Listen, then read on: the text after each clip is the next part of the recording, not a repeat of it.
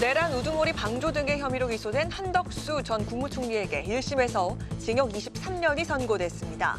더불어민주당은 내란 단죄 시작이라고 말했고 국민의힘은 판결을 존중한다고 밝혔습니다. 이재명 대통령의 신년 기자회견을 두고 민주당은 국정 비전을 높이 평가한 반면 국민의힘은 무책임한 선거용 포퓰리즘이라고 호평했습니다.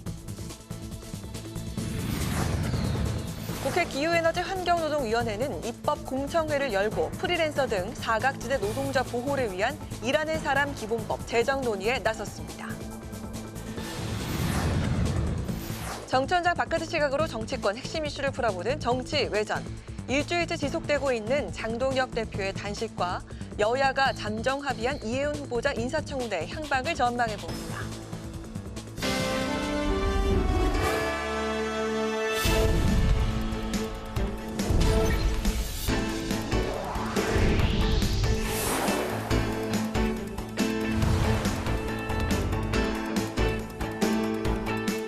여러분 안녕하십니까? 1월 21일 수요일 국회 라이브 6 시작하겠습니다. 한덕수 전 국무총리의 내란 우두머리 방조 혐의 등에 대한 1심 선고에서 징역 23년이 선고됐습니다. 더불어민주당은 내란 공범에 대한 단죄라고 강조했고 국민의힘은 1심 판결을 존중한다고 밝혔습니다. 김동길 기자입니다. 12.3 비상계엄을 내란으로 인정하는 첫 판결이 나왔습니다. 재판부는 한덕수 전 국무총리에 대한 1심 판결에서 내란 주요 임무 종사 혐의 등을 인정해 징역 23년형을 선고했습니다. 재판부는 12.3 비상계엄이 국헌 문란을 목적으로 선포됐다고 밝혔습니다.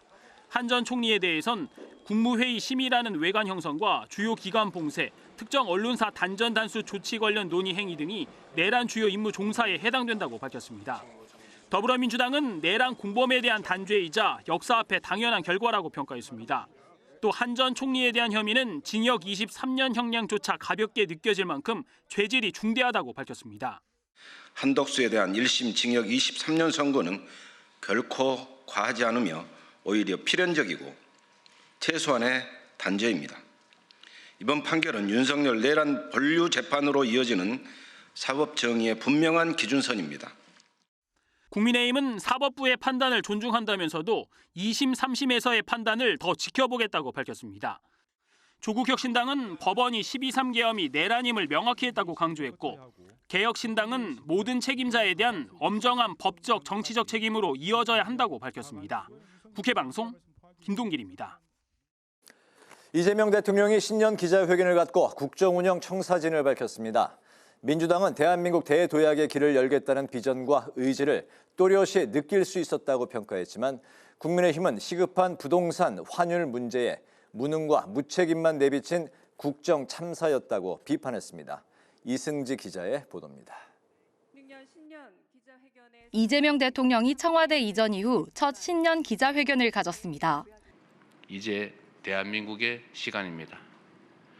우리 앞에 놓인 결정적 순간을 대한민국 대도약의 출발점으로 만들 수 있도록 지난해보다 더 무거운 책임감으로 주어진 사명을 충실하게 이행하겠습니다.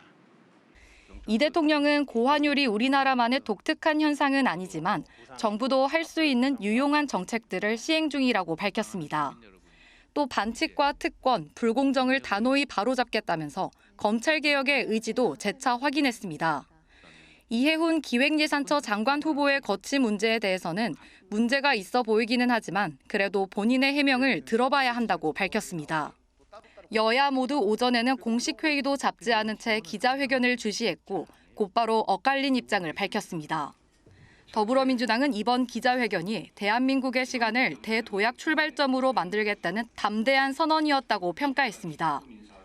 민주당은 이 대통령이 격변하는 세계 속에서 대한민국이 성장주도 선도국으로 도약할 구상을 제시했다고 밝혔습니다. 이제 필요한 것은 속도와 실행인 만큼 이 정부가 대전환을 성공적으로 이끌 수 있도록 민주당도 전력을 다해 지원하겠다고 약속했습니다. 반면 국민의힘은 선거용 포퓰리즘과 무책임이 난무한 기자회견이었다고 혹평했습니다. 국민의힘은 연일 치솟는 환율 위기와 관련해 이 대통령이 대책이 있었으면 이미 했을 것이라는 유야무야식 답변으로 일관하며 사실상 무대책을 자인했다고 비판했습니다. 특히 환율 불안정이 이어지는 지금 이 대통령이 추경 추진 가능성을 공식 거론한 것은 단지 지방선거를 겨냥한 포퓰리즘이라며 무분별한 현금 살포를 중단할 것을 촉구했습니다. 국민의힘은 이재명 정부가 실패한 재정기조를 바로잡고 경제 체질을 바꿔야 한다고 주장했습니다. 국회 방송 이승지입니다. 국민의힘 장동혁 대표의 쌍특검법을 촉구하는 단식이 7일째로 접어든 가운데 개혁신당 이준석 대표가 농성장을 찾아 힘을 실었습니다. 홍익표 신임 정무수석은 더불어민주당 지도부를 예방했지만 장 대표를 만나진 않았습니다. 오다인 기자입니다. 국민의힘 장동혁 대표가 통일교 공천헌금 특검 촉구 단식을 일주일째 이어가고 있습니다. 개혁신당 이준석 대표는 해외 출장에서 돌아오자마자 단식 중인 장 대표를 찾았습니다. 장 대표는 양당이 힘을 합쳐 여기까지 올 수 있었다며 쌍특검 공조를 강조했고 이 대표는 국민의힘과 공동투쟁 방안을 마련하겠다고 밝혔습니다. 지금까지 특검 문제에 있어서는 국민의힘 개혁신당이 함께 힘을 모아서 여기까지 올 수 있었던 거에 대해서 대표님께도 참 감사합니다. 저희 당내 인사들과 그리고 또 국민의힘의 송원석 원내대표님이랑 또 박준태 의원님 등과 상의해가지고 뭐 너무 늦지 않게 대표님께 또 공동투쟁 방안 같은 것을 마련해가지고. 한편 여권에서는 처음으로 이석연 국민통합위원장이 장 대표 농성장을 방문했습니다. 이 위원장은 힘 있는 쪽에서 먼저 양보할 때 통합이 이루어지는 것이라고 말했습니다. 이런 가운데 홍익표 신임 청와대 정무수석은 민주당 지도부를 잇따라 예방했습니다. 정청래 더불어민주당 대표는 당정청 원팀에 기여해달라고 당부했고 홍 수석은 국회와 청와대 간 소통 창구 역할을 충실히 하겠다고 답했습니다. 정무적 감각이나 정책 능력, 그리고 균형 감각, 그리고 인품 이런 면에서도 당정청 원팀을 만드는데 가장 좋은 그런 역할을 해주실 거다 그렇게 생각을 합니다. 성실하게 이 현장의 얘기를 대통령께 가감없이 전달하고 대통령의 뜻이 왜곡되지 않도록 당과 국회에 전달하는 심부름꾼 역할이라고 생각을 합니다. 홍 수석이 단식 투쟁 중인 장 대표 농성장을 방문할 가능성도 제기됐습니다. 하지만 홍 수석은 장 대표에 이어 한병도 원내대표만 접견한 뒤 국회를 떠났습니다. 국회 방송 오다인입니다. 근로기준법의 보호를 받지 못하는 프리랜서와 플랫폼 노동자 등의 권리 보호를 위한 일하는 사람 기본법 논의가 국회에서 진행되고 있습니다. 국회 기후에너지 환경노동위원회는 일하는 사람 보호법에 대한 입법 공청회를 열고 전문가의 의견을 수렴했습니다. 김희연 기자입니다. 프리랜서와 플랫폼 노동자 등 노동의 형태는 다양화되고 있지만 현행 근로기준법으로 적용하지 못하는 사각지대가 발생했습니다. 그러자 고용노동부는 권리 밖의 노동자 보호를 위한 패키지 입법을 추진한다고 밝혔고 국회도 이를 뒷받침하기 위해 일하는 사람 기본법 제정에 나섰습니다. 일하는 사람 기본법은 지위나 계약의 형식에 관계없이 다른 사람의 사업을 위해 자신이 직접 일하고 보수 등을 받는 사람을 일하는 사람으로 정의했습니다. 또 사업자와 일하는 사람 간 노무 공급 계약을 체결하도록 하고 성, 국적, 노무계약 유형 등으로 차별을 해선 안 된다고 규정했습니다. 입법 공청회 진술에 나선 전문가들은 헌법상의 노동기본권 보장을 위해 입법이 필요하다고 한 목소리를 냈습니다. 근로자냐 아니냐라고 하는 지위에 상관없이 안전하게 일할 권리, 차별받지 않을 권리, 공정한 계약을 체결할 권리, 그리고 휴식의 권리 등 고용 형태를 초월한 최소한의 노동 기본권을 모든 일하는 사람들의 헌법적 권리로 재정식화한다라고 하는 것에 일하는 사람의 기본법의 의미가 있습니다. 다만 기본법으로서의 선언적 내용이 많아 실효성의 한계가 지적됐습니다. 이 법은 할 수 있다, 노력한 데는 근거적 조항이 많은 데다가 실효성에 다 의문을 제기하고 있거든요. 과태료의 이 액수를 상향해야 되고요. 형사처벌 조항을 포함해야 기본법으로서의 강제력과 실효성이 있다고 생각합니다. 민주당은 고용노동부와 함께 5월 1일 노동절까지 일하는 사람 기본법을 처리하는 게 목표입니다. 한편 장동혁 대표 단식 종료까지 상임위 보이콧을 선언한 국민의힘은 공청회에 참석하지 않았습니다. 국회방송 김희연입니다.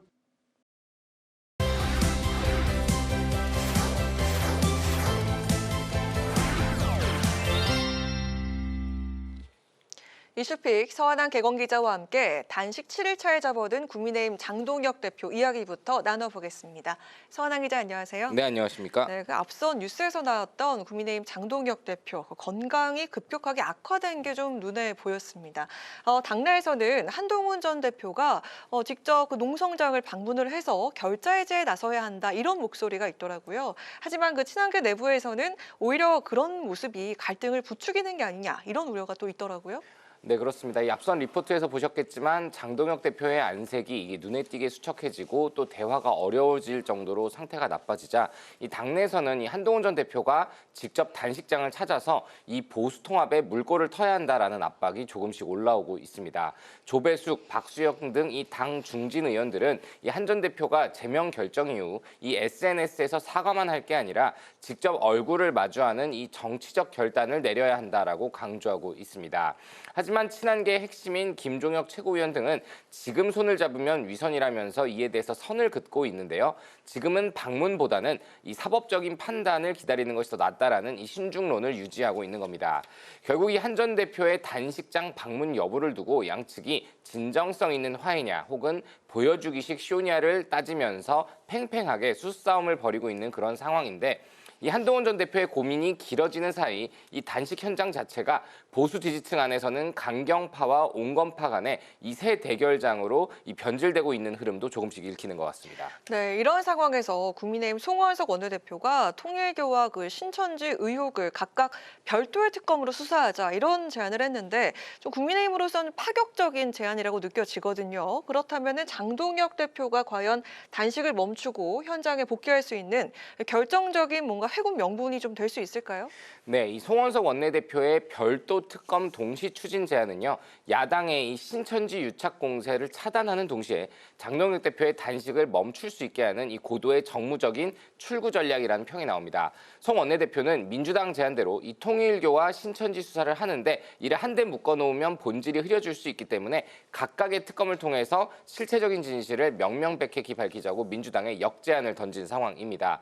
이는 신천지 의혹이 두려워서 특검을 피하는 것이 아니라는 점을 분명히 하는 동시에 장 대표가 내걸었던 이 쌍특검 수용 요구의 실질적인 진전을 이끌어내기 위한 것으로 풀이가 되는데요. 당 내부에서도 이 장 대표의 건강이 한계치에 도달한 만큼 지도부가 마련한 이번 이 협상 카드를 잘 활용해야 된다라는 분위기가 읽힙니다.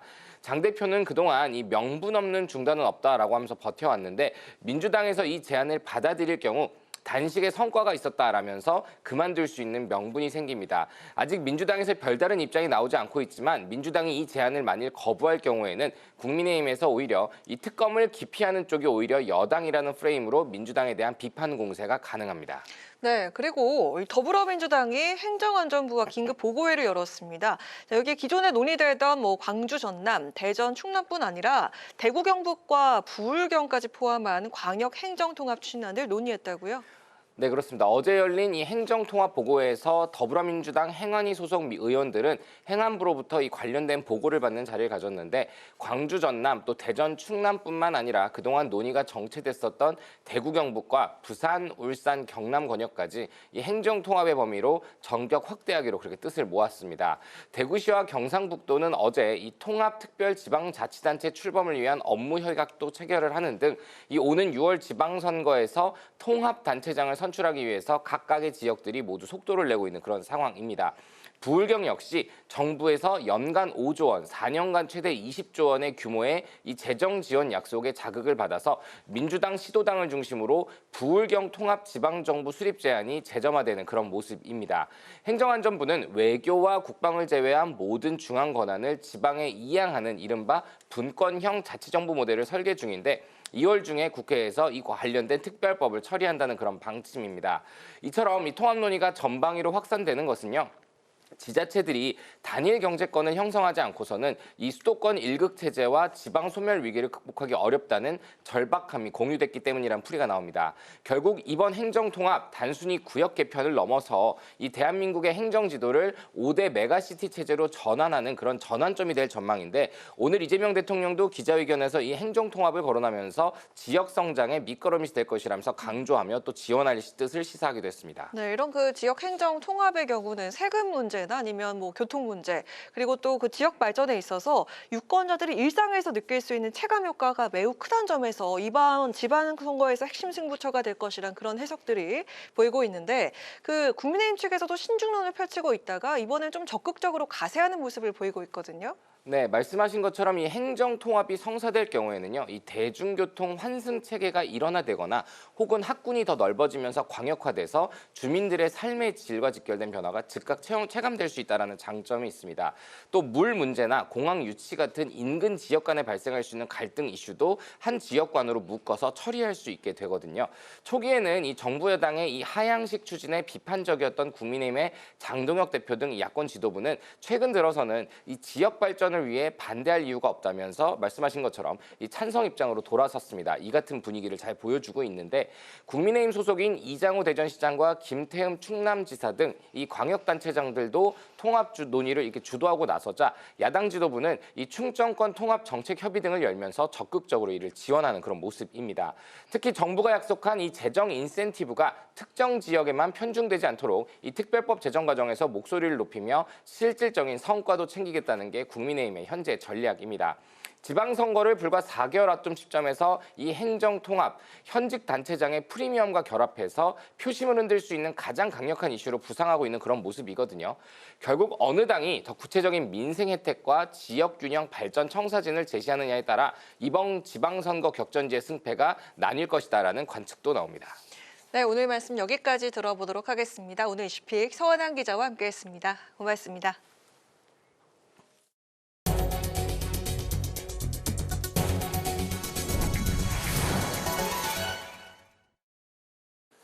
최근 정부가 입법 예고한 검찰개혁 법안에 대해 민주당이 수정 절차에 돌입했는데요. 국민의힘은 졸속 입법이라며 반대 입장을 분명히 하고 있습니다. 조국혁신당과 진보당은 정부안으로는 부족하다며 전면 수정을 요구하고 있습니다. 각 당 입장을 김지수 기자가 짚어봤습니다. 정부가 지난 12일 공소청법과 중수청법을 입법 예고하면서 검찰개혁 입법에 속도가 붙고 있습니다. 민주당이 어제 관련 공청회를 열었는데 정청래 대표는 다양한 의견 수렴을 통해 검찰개혁을 반드시 이루어내겠다고 강조했습니다. 민주당은 수사와 기소, 분리대 원칙 아래 국민 눈높이에 맞게 검찰개혁안을 국민과 함께 역사와 함께 시대 정신과 함께 이루어 나갈 것입니다. 다만 중수청을 변호사 자격증을 가진 수사사법관과 비법률가 출신의 전문 수사관으로 이원화시키는 방안에는 우려를 표했습니다. 검사와 다를 바 없는 수사사법관으로 인해 중수청이 제2의 검찰청이 될 수 있다는 지적을 고려한 겁니다. 정부가 입법 예고한 개혁안에 대해 야당들의 입장은 각각 다릅니다. 국민의힘은 졸속과 모순투성이라며 반대 입장을 분명히 했습니다. 경찰청에 이어 중수청에 대한 지휘권까지 행안부 장관에게 부여하는 것은 행안부를 비대화시켜 사실상 과거 내무부 시대로 해기시키겠다는 선언과 다를 바 없습니다. 행안부를 대한민국 모든 수사력을 거머쥔 괴물부처로 만들 수 있다는 겁니다. 조국혁신당과 진보당은 수사와 기소를 완전 분리해야 한다고 강조하고 정부의 입법 예고안을 전면 수정해야 한다는 입장입니다. 공소청법 부칙에 검사의 수사권을 규정한 형사소송법 제196조 폐지를 명시해야 합니다. 검사의 수사권 보유 가능성을 원천 차단하기 위해서입니다. 특히 보안수사권은 완전히 폐지돼야 합니다. 이번 검찰개혁의 핵심 과제라고 생각합니다. 민주당은 내일 다시 의원총회를 열고 의견을 추가로 수렴한다는 계획입니다. 국회방송 김지수입니다. 여야가 이해운 기획예산처 장관 후보자 인사청문회를 오는 23일에 개최하기로 잠정 합의했습니다. 하지만 국민의힘이 원하는 자료를 자정까지 제출해야 한다는 단서가 달려있어 아직 23일 개최 여부가 확정되지는 않았습니다. 이 후보자 청문회는 19일로 예정돼 있었지만 자료 제출이 부실하다고 국민의힘이 보이콧하면서 불발됐습니다. 한동수 더불어민주당 윤리심판원장이 장경태 의원의 성비위 의혹과 최민희 의원의 자녀 결혼식 축의금 의혹에 대해 직권조사 명령을 발령했다고 밝혔습니다. 한 원장은 오늘 라디오 프로그램에서 지난 19일 당규 22조에 따라 두 사안에 대해서 윤리심판원 직권조사 명령을 내렸고 규정상 징계 절차가 개시된 거라고 설명했습니다. 한 원장은 장 의원 의혹 조사와 관련해 경찰 수사와 징계 절차는 별개라고 덧붙였습니다.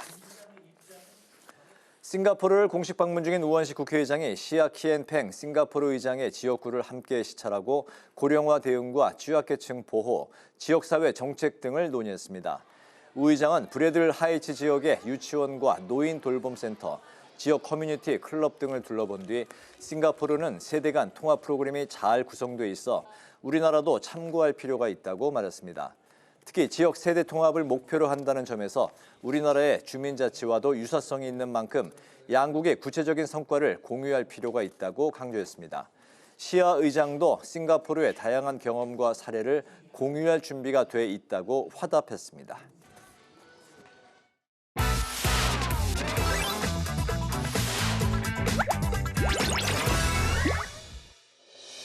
1월 21일 강아랑이 전해주는 정치권의 뜨거운 말말말 강아랑의 정치랑입니다. 오늘 첫 번째 주제는 일단 불발입니다. 각종 의혹으로 논란의 중심에 섰던 이해운 기획예산처장관 후보자. 인사청문 보고서 채택 법적 시한이 오늘까지였지만 인사청문회는 열리지 못했습니다. 이 후보자 측은 오늘 아침부터 청문회를 거부한 국민의힘을 찾았죠. 야당이 요구한 자료 제출에 대해서 논의하겠다면서 적극적인 모습을 보였습니다. 국민의힘에선 이 후보자가 여전히 핵심 의혹에 대한 자료는 내지 않고 있다고 말하면서 자료가 제출되면 그 후에 청문회를 열지 판단하겠다고 밝혔습니다. 법정 기한을 넘긴 만큼 공은 다시 청와대로 넘어간 상황인데요. 하지만 여야 모두 청문회를 열어야 한다는 의견엔 공감대를 보였습니다. 청문회를 해야 되죠. 자료가 부실하면 인사청문회 대상자를 오시라 해가지고 추구하면 되잖아요. 이런 추구의 장을 마련하겠다는데 국회의원 특히 야당이 반대한다? 인사청문회 장은 야당의 장이지 않습니까? 직무유기입니다. 국민들이 보기에. 요건을 이해운 후보자가 갖추지를 못했습니다. 자료 송부 시한이 있는데 그거를 지키지 못했거든요. 10일 이내에 한 번 더 청문회를 재요청을 할 수가 있게 됩니다. 청문회 열리기 전에 미리 5일 전까지 자료 제출하시고 제대로 된 청문회가 진행되기를 바랍니다. 청문회가 열리지 않거나 보고서가 채택되지 않았을 경우 대통령은 10일 이내에 국회에 인사청문 경과 보고서 재송부를 요청할 수 있는데요. 재송부 요청 이후에도 보고서가 제출되지 않으면 인사청문회 없이 임명이 가능해집니다. 청와대는 그간 청문회 검증을 거쳐야 한다는 입장을 밝혀왔던 만큼 청문 보고서 재송부 요청을 할 가능성이 커 보입니다. 이런 가운데 정치권에선 이 후보자가 자진 사퇴해야 한다는 주장도 나왔습니다. 이해운 후보자의 그 적격성 문제에 대해서는 매우 비판적 입장입니다. 진보 보수를 떠나서 이런 경우는 무조건 대부분 장관 후보자 자격이 없다고 보거든요. 대통령에게 넘길 게 아니라 본인 스스로 빨리 결단하셔야 된다고 봅니다. 조국 대표는 이 후보자가 자신의 거취를 대통령에게 떠넘기지 말아야 한다고 강조했습니다. 만약 이 후보자가 결단하지 않는다면 대통령이 지명 철회를 해야 한다고도 주장했습니다. 오는 23일 인사청문회 개최에 잠정 합의를 한 가운데 이 후보자가 충분한 자료를 제출할 수 있을지 지켜봐야겠습니다. 자, 이어서 오늘 두 번째 주제는 검찰개혁 공청회입니다. 더불어민주당이 정부가 추진 중인 중수청, 공소청 설치 법안을 두고 의견 수렴을 위해서 공청회를 열었죠. 특히 중대범죄수사청 수사 인력을 변호사 자격을 갖춘 수사사법관과 비법률가인 전문수사관으로 이원화하기로 한 것에 대해선 수정이 필요하다는 데 뜻을 모았습니다.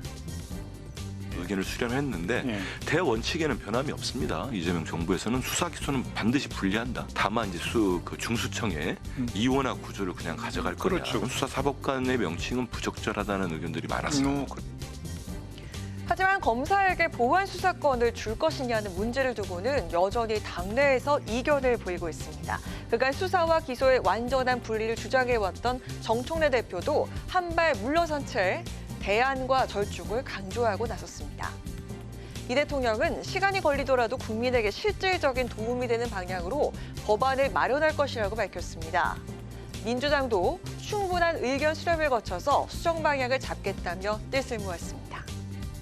대통령께서도 지난해 방일 일본 방문을 위해서 출국하시면서 입장을 대통령실에 냈잖아요. 충분한 의견 수렴 그리고 수정이 가능하다. 대통령 만찬에서도 정청래 대표 함정의 의장이 대통령께 말씀드린 대로 이런 과정을 거쳐서 좋은 작품이 나올 수 있도록 국민의 의견을 잘 수렴해서 정부에 전달하겠다.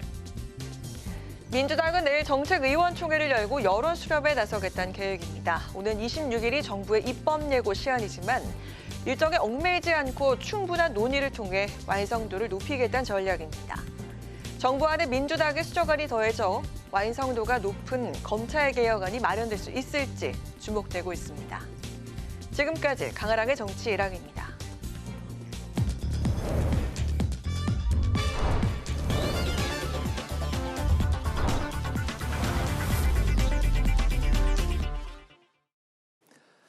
네, 정치 현장에서 한 걸음 떨어져 보다 객관적이고 분석적인 시선으로 정치권의 쟁점을 들여다보겠습니다.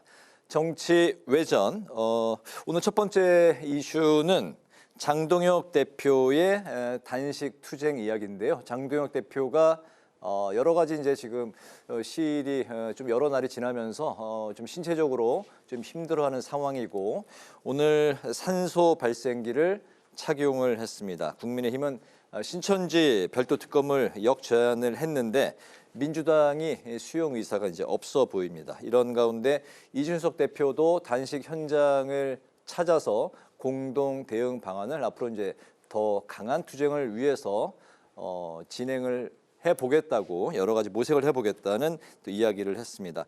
일주일을 넘어가고 있는 국민의힘 장동혁 대표의 단식 투쟁. 오늘 신현영 전 더불어민주당 의원, 조혜진 전 국민의힘 의원 두 분을 모시고 관련한 말씀으로 시작을 하겠습니다. 네, 조 의원님 말씀부터 들어볼까요? 단식 투쟁 현재 상황 좀 어떻게 지켜보고 계십니까? 산소 호흡기가 아니라 이제 산소 발생기를 통해서 이제 산소 포화도를 좀 높이는 그런 응급 이제 처치를 한 상황에서 단식을 계속하고 있고 국회 의료진에서는 병원으로 후송해서 안정을 취하는 게 필요하다. 굉장히 좀 위험한 상태로 지금 가고 있다라고 하는데 본인이 목숨을 걸고 단식하겠다. 네. 우리 당이 요구한 결과를 민주당에서 받아들일 때까지는 그냥 하겠다고 의지를 강하게 보여서 아직은 그 상태로 그대로 가고 있는데 이 굉장히 좀 위험도가 높아가고 있기 때문에 당에서도 의원총회를 열어가지고 의원총회 결의로 이 강제로 좀 단식 중단을 시켜야 되는가 하는 문제까지도 논의를 하고 있습니다. 바라기는 민주당이 빨리 우리 당의 이 요청을 받아들여가지고 그런 목숨이 위태로운 단식이 계속되지 않도록 됐으면 좋겠고 그리고 과거에도 김성태 원내대표가 단식했을 때 그때도 민주당이 대승적으로 드루킹 특검을 받아준 적이 있기 때문에 이번 같은 경우도 그때처럼 민주당 관련된 인사들의 범죄 행위에 대한 수사이기 때문에 우리 당에서 요청하는 그런 특검을 받아들여서 객관적으로 또 공정하게 수사하는 게 옳다라는 그런 여론의 흐름을 감안해서 민주당이 고민해서 좀 받아들이는 결단을 내릴 수도 있다고 봅니다. 네네, 알겠습니다. 민주당도 여러 가지 좀 이제 부심이 있을 것 같습니다. 상대당의 이제 국민의힘의 대표가 지금 이제 7일차 단식 투쟁에 들어갔고 좀 언론의 이제 조명도 점차 더 많이 가고 있는 것 같아요. 그 통일교 특검, 공천 헌금 특검 이제 두 가지 이제 특검을 내세우고 이제 단식 투쟁에 들어갔는데 민주당의 현재 관련한 분위기는 좀 어떻습니까?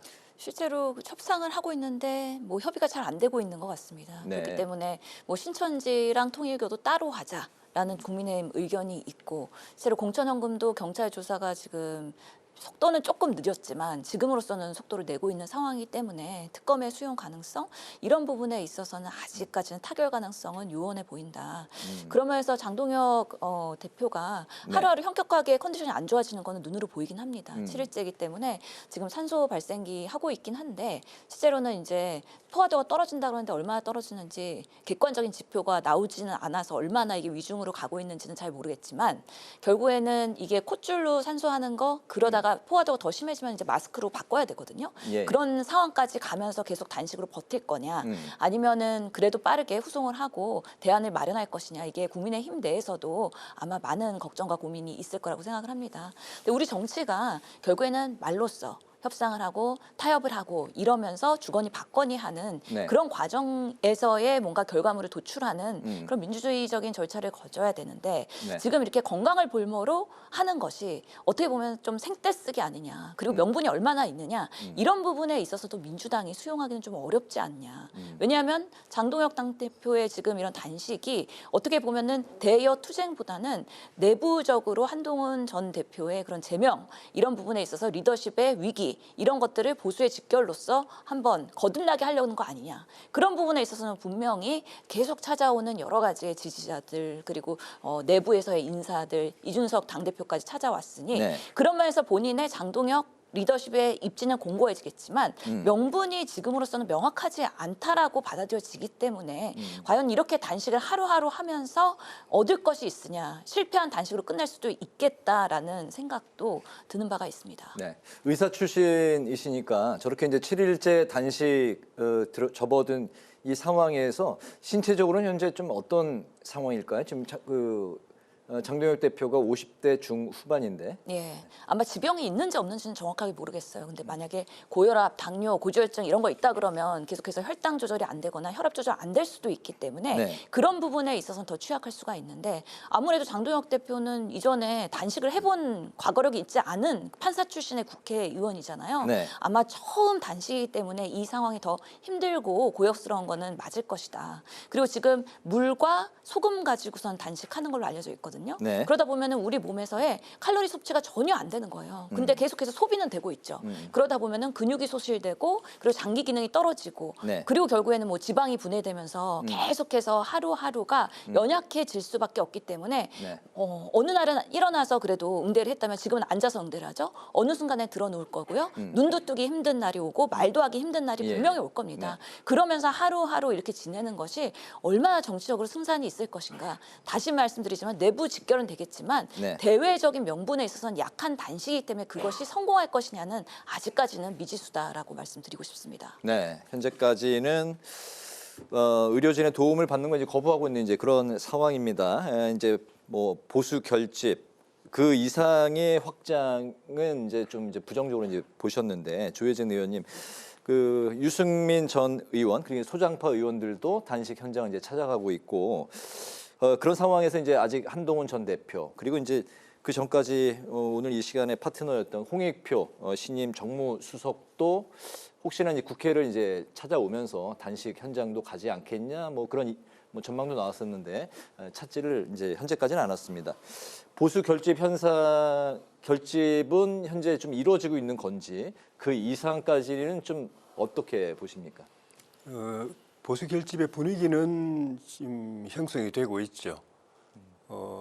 장동혁 대표가 그동안에 우리 당에서도 좀 강성 당원들의 지지를 받아가지고 당대표도 되고 당 운영도 하고 그렇게 해왔는데 근데 그게 결과적으로 당의 이 그 영역을 좀 축소해버린 결과가 됐죠.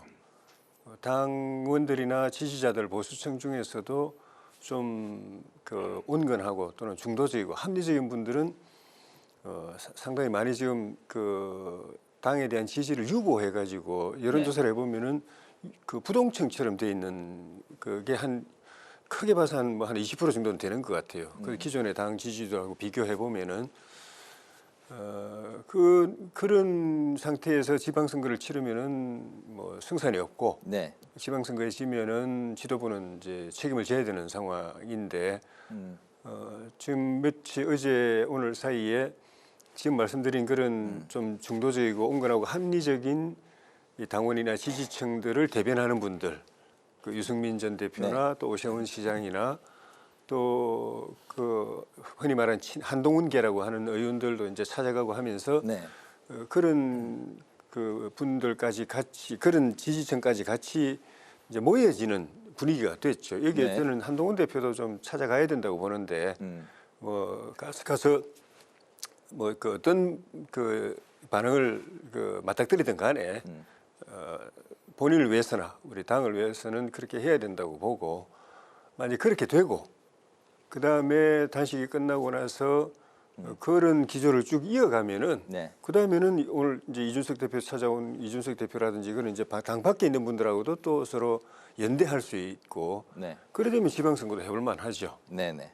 그런 점에 있어서는 한동훈 대표가 오는 게 필요하고 그 다음에 단식이 끝나고 난 뒤에 한동훈 대표에 대한 징계를 지금 윤리위는 그 제명으로 결정을 했는데 그걸 최고위원회에서 어떻게 결정하느냐가 또 하나의 이제 변곡점이 될 수 있어서 그런 전체적인 것들이 오늘 어제 이루어진 이런 분위기 이 기조대로 가면은 저는 희망이 있다고 보고 만약 이게 다시 또 원점으로 돌아가 버리면은 단식한 것도 그만큼 효과가 반감되겠죠.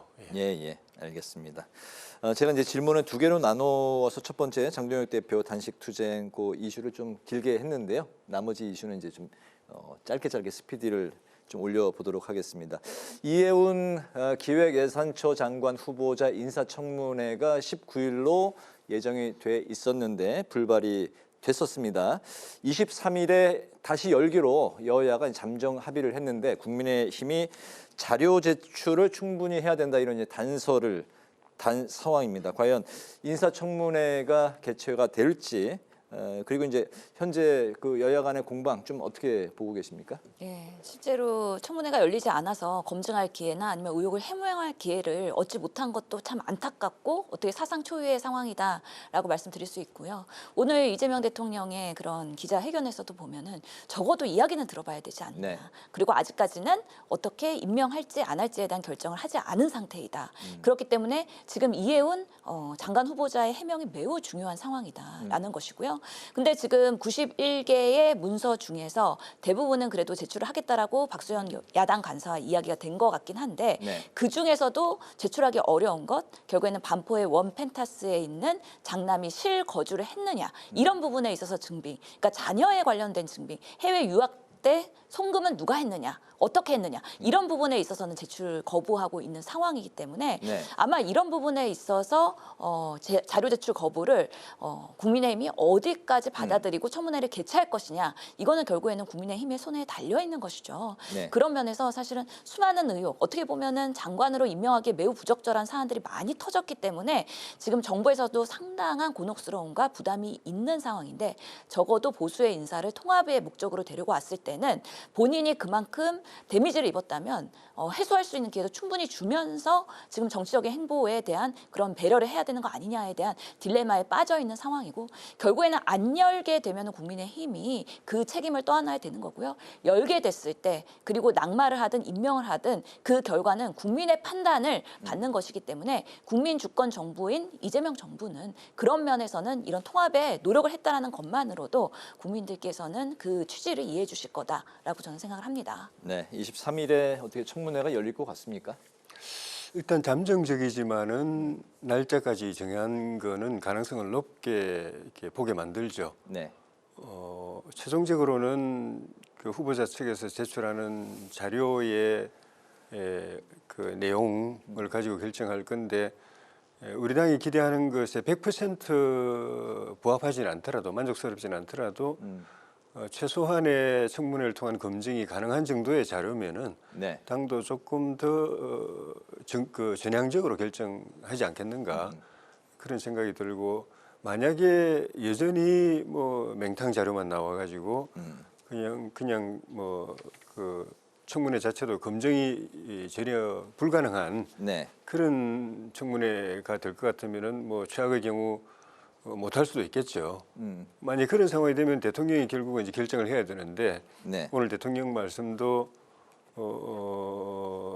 청문회가 개최될 경우보다도 안 됐을 때를 전제로 해서 어떻게 할 것인가에 대한 본인의 생각이 아직 안 정해졌다라는 건데 만약에 청문회가 안 된다고 하면은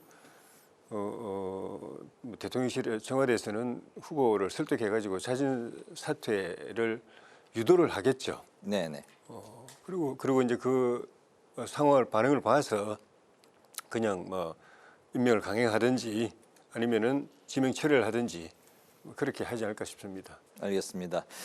검찰개혁 공청회가 이제 쟁점이 중수청 이원화 그리고 이제 공소청의 보안 수사권 이를 놓고서 이제 반대하는 쪽 입장에서는 제2의 검찰청이다. 오히려 이제 검사의 기존의 그 파워가 더 강화되는 법안 아니냐 이런 이야기들이 이제 나오고 있습니다. 관련해서 내일 그 민주당 의총에서 이제 수정안을 놓고 여러 가지 이야기가 나올 걸로 이제 전해지고 있는데 어떤 쪽으로 분위기가 좀 모아질까요? 네, 실제로 정청래 당대표도 지금의 그 중수청 법안에 보면은 두 개의 뭔가 계급화된 이 직역, 결국에는 수사사법관, 전문수사관 이렇게 나누는 것 자체가 결국에는 검찰들이 중수청에 와서 이 수사사법관이 되면서 이 수사관들을 다시 수사 지휘 통제하는 거 아니냐. 그러면 이들의 카르텔을 또다시 보존해주는 방향으로의 악용될 수 있다는 우려에 대해서는 공감을 하고 이런 이원화된 부분들을 통합하거나 아니면 보완할 수 있는 대안으로서 내일 논의가 되지 않을까라는 생각이 들고요. 또 한 가지는 보안 수사권에 대한 부분들이 있기 때문에 이 부분에 있어서는 보안 수사권, 보안 수사 요구권 아니면은 그 외에 다른 대안들 이런 부분까지도 폭넓게 논의가 될 것이긴 한데 보안 수사권에 대해서는 아직까지는 형사소송법에 대한 개정은 정부의 초안이 나오지 않은 상태이기 때문에 내일 당장 결정되기는 좀 어려울 것 같다. 그러면서 결론적으로는 정부의 초안은 초안일 뿐이고 내일 아마 이런 여러 가지의 우려를 담은 것을 보완하는 보완책들이 아마 의총에서 결정이 되면서 적어도 설 연휴 이전에는 빠르게 속도를 내면서 가시적으로 뭔가 성과가 나는 방향으로의 속도전도 추진해 보지 않을까라는 예상을 해볼 수 있습니다. 네, 이재명 대통령이 오늘 신년 기자회견에서 관련한 검찰개혁 질문을 이제 받았는데 검찰의 업보는 많지만 그렇다고 검찰이 모두 다 나쁜가 이렇게 이제 언급을 했고 국민들을 위하는 쪽으로 그렇게 이제 뭐 법안이 가닥이 잡히고 그렇게 결론을 지어야 된다. 이제 그렇게 이제 뭐 방점을 찍은 그런 이야기를 했는데 뭐 관련한 의미, 대통령의 발언 의미 포함해서 어떻게 보십니까? 그 이제 대통령이라는 자리에 있는 분이면은 당연히 그렇게 생각할 수밖에 없죠. 수사를 잘해서 죄 지은 사람은 벌을 받게 하고 그래서 범죄가 없을 수는 없겠지만은 그냥 선량한 국민들이 범죄의 위협으로부터 그 편안하게 살아갈 수 있는 체제를 만드는 거. 그리고 그럼 이제 수사의 효율이 높아야 되는 거죠. 수사를 잘 해야 되는 거죠. 그다음에는 수사하는 과정에서 인권 침해가 없어야 된다. 인권 침해, 인권 유린이 없어야 된다. 이게 이제 대통령 수사 기능을 이끌어가는 대통령 입장에서는 당연히 그렇게 생각하는 거고 그게 합리적이고요. 그게 이루어지지 못하면 책임도 또 대통령한테 돌아오는 거고. 근데 민주당 내의 강경파는 그거는 좀 덜 중요한 것 같아요. 무조건 검찰을 속된 말로 이제 죽여놔야 된다. 완전히 이번에 그냥 싸그리 정리해야 된다. 라는 쪽으로 그냥 그 몰입하다 보니까 그 권한을 몽땅 다 말하자면 이제 중수청이나 경찰에다 넘기는데 대통령 입장에서 볼 때는 좀 전에 말씀드린 그 부분이 다 걱정되는 거죠. 그렇게 됐을 때 그럼 수사 역량은 뚝 떨어질 거다. 기존에 검찰 수사관인들이 하던 수사보다 수사 기능이 떨어질 거다. 수사의 질이 낮을 거다. 범죄를 제대로 규명해가지고 벌 주는 일이 뚝 떨어질 거고 그럼 일반 국민들이 범죄 노출도가 높아질 거다. 그리고 제대로 수사할 때 인권 옹호 이런 게 제대로 안 돼가지고 또 사고 터질 거다. 그 부분을 이제 걱정하는데 그래서 이제 서로 대통령은 수사사법관, 중수청에도 수사사법관, 전문수사관 이원화가 필요하고 공소청 검사들한테도 또 보안 수사권이 필요하다는 생각인 것 같은데 문제는 이제 대통령이 지금까지 이 사건뿐만 아니라 다른 사건에서도 결국은 당하고 입장이 틀렸을 때는 최종적으로는 당 쪽으로 끌려갔어요. 예. 지금도 점점 끌려가고 있는 모습을 보여주고 있어요. 그래서 민주당 의총이 열리면은 뭐 잘은 몰라도 결국 강성 당원들 생각 쪽으로 흘러갈 가능성이 높고 그러면 대통령도 그쪽으로 안 끌려갈 수가 없지 않겠나. 네. 그 최종적인 거는 제가 단정은 못하지만 흐름은 그렇게 돼 있는 것 같아요. 근데 그럼 대통령으로서는 굉장히 좀 곤혹스러운 결과가 나올 수 있겠죠. 네, 지난주에도 뭐 그 비슷한 말씀을 또 하셨던 예. 것 같습니다. 대통령의 결론은 항상 좀 당 쪽의 의견을 수렴하는 쪽으로 갔었다. 뭐 동의하실지 뭐 좀 들어보고요. 관련해서 19일 이제 그제 있었던 만찬에서 이재명 대통령이 정청래 대표에게 혹시 반명이십니까? 이렇게 이제 질문을 해서 여러 가지 또 이제 해석도 나오고 있는데 어쨌든 1인 1표제를 다시 지금 뭐 투표한다는 거 아닙니까? 네. 이게 이제 좀 어떤 의미가 있고 현재 뭐 어쨌든 그 민주당 좀 기류 분위기 좀 네. 들어볼까요? 우선은 명청 갈등 이런 프레임을 언론에서 좋아하는 것 같다. 이런 부분에서 불식을 시키기 위해서 단도직입적으로 그냥 직언직설로 물어보신 것 같아요. 그래서 네. 만찬 시작할 때 첫 발언으로 그렇게 한 거기 때문에 당신 나 반명이야? 라는 부분에 있어서 혹시 반명의 그런 행보를 하고 있는 건 아니지? 라고 되묻는 어떻게 보면 소수의 뼈가 있는 말일 수도 있긴 한데요. 네. 지금 1인 1표제를 추진하는 정청래 당대표한테 결국에는 최고위가 구성될 때 아무래도 친명, 뭐 친청 이런 부분에 있어서 의견이 엇갈린다라는 그런 외부의 시각들 때문에 이런 갈등을 더 크게 확산시키지 말고 빠르게 잘 정리하면서도 필요한 그런 개혁을 하라라는 주문으로 저는 이해를 했거든요. 네. 당내에서는 1인 1표제에 대해서는 결국에는 갈 수밖에 없고 모두 다 찬성한다. 다만 이번 전당대회 때 반영할 것이냐 말 것이냐에 대해서 일부의 최고위원들의 의견이 엇갈리는 거잖아요. 네. 결국에는 표결에 들어가고 그럼 중앙위원회에서 지난번에도 2표가 모자라서 부결이 됐습니다. 그렇기 때문에 투표를 참여 안 하는 것도 하나의 권리이기도 하고 네. 투표를 해서 반대를 하거나 찬성을 하는 것도 권리이기 때문에 그런 부분에 있어서 이번에 중앙위에서 어떤 결론이 날지는 좀 더 지켜봐야 된다는 생각이 들고요. 오늘 이재명 대통령의 그런 그 기자회견에서도 보면은 결국에는 검찰 개혁은 한 번에 완벽하게 할 수는 없다고 말씀하셨어요. 그래서 계속해서 네. 보완할 수밖에 없다라는 얘기를 했기 때문에 결국에는 모든 개혁의 책임은 정부가 가져가는 겁니다. 그렇기 때문에 강경한 목소리에만 끌려갈 수는 없다라는 게 이재명 대통령의 생각일 것이고 네. 그렇기 때문에 일부의 그런 검찰이나 수사권에 대한 그 존중은 필요하다는 것이 확고한 그런 신념인 것 같아서 이런 부분들이 부작용이 없이 어떻게 개혁이 될 것이냐에 대해서는 충분한 토론을 하자. 그래서 숙고를 해야 된다라는 부분에 있어서의 약간의 속도전의 차이가 있는 거기 때문에 네. 그런 부분에서의 당과 또 청의 그런 소통이 앞으로 어떻게 될지는 좀 더 지켜봐야 된다라고 말씀드리겠습니다. 네, 말씀하신 대로 오늘 이재명 대통령의 신년 기자회견이 있었습니다. 집권 2년 차고 더 세분화해서 이야기를 하면 8개월을 맞고 있는 상황인데요. 3시간 동안 예정된 시간보다 더 길게 증문 즉답이 이루어졌습니다. 여러 가지 이제 정치 관련한 현안들이 뭐 외교 안보부터 이루어졌는데 오늘 기자회견 두 분 뭐 지켜보셨던 소회 마지막 말씀으로 길지 않게 좀 들어볼게요. 예, 저는 그 북한 핵 관련된 뭐 다른 것도 몇 가지 조금 의아스러운 대목이 있었지만 북한 핵 관련된 부분에서 굉장히 걱정스러웠습니다. 아, 북한 핵 쪽이요? 예, 북한 핵을 현실로 받아들이고 말하자면 이제 군비 축소, 핵을 무기 숫자를 줄이는 협상에 들어가야 되는 것 아니냐라는 이야기를 하셨는데. 네. 그거는 미국이라든지 러시아, 중국 같이 자기들이 핵을 가지고 있는 나라의 의미가 있는 겁니다. 서로 간에 핵을 좀 어차피 서로 못 쏘는 거니까 네. 못 쏘는데 뭐 이렇게 비용만 많이 들어가니까 줄이는다는 의미가 있지만 서로에게 위협이 안 되거든요. 서로 견제가 되기 때문에. 그런데 네. 북한처럼 핵을 가지고 있고 우리처럼 핵을 가지고 있지 않은 나라에게가 이게 군비 축소한다는 건 아무 의미가 없습니다.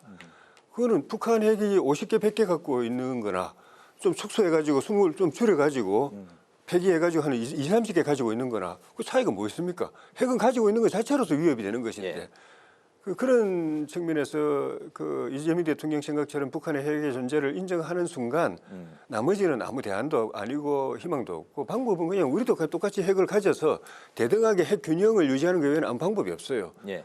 그런데 핵을 인정하자고 그러면서 그 군비 축소로 이걸 갖다가 해결해 나가겠다고 말하는 거는 그거는 뭐 논리적으로도 안 맞고 그 현실적이지도 않고 그렇게 되면은 그 진짜 이 대통령이 북한 핵의 존재를 인정하는 바탕에서 핵 문제를 접근하겠다고 하면은 말 그대로 현실적인 방안을 제시를 해야 되고 그거는 우리도 독자적으로 핵을 가져서 핵 균형을 유지하는 것 외에는 방법이 없어요. 그걸 고민해야 하고 그게 가능한지 하려면은 또 어떻게 해야 되는지 그거에 대해서는 대안을 내놓아야지. 네. 우리는 핵 안 가지고 있는데 북한 핵 좀 줄여보자. 그거 그냥 줄여도 그냥 공짜 아니거든요. 핵 한 개 없애는데 우리한테 얼마나 달라고 그럴 겁니까? 예. 그것도 우리 세금으로 다 갖다 줘야 될 텐데. 그런 이야기 하시면 그게 이상론이에요. 이재명 대통령이 비판했던 이상론 그런 게 이상론이고 좀 현실적인 방안을 좀 제시했으면 좋겠습니다. 네, 북한 핵 관련한 이제 발언에 대해서 이제 좀 비판의 목소리를 내셨는데 잘된 점도 뭐 짧게 좀 들어볼까요? 한 가지 정도만? 어쨌든 코스피 뭐 정시 살려놨고 네. 그 외에도 여러 가지 일단 부동산도 급한 불은 꺼놨는데 부동산 대책에 대해서 여전히 중요한 거는 공급인데 공급에 대해서 말만 하시지 네. 확실한 대책이 없는 거. 또 안 하겠다고 하지만 또 유보적으로 필요하면은 세금 올릴 수 있다. 네. 라는 거 살짝 이야기를 했거든요.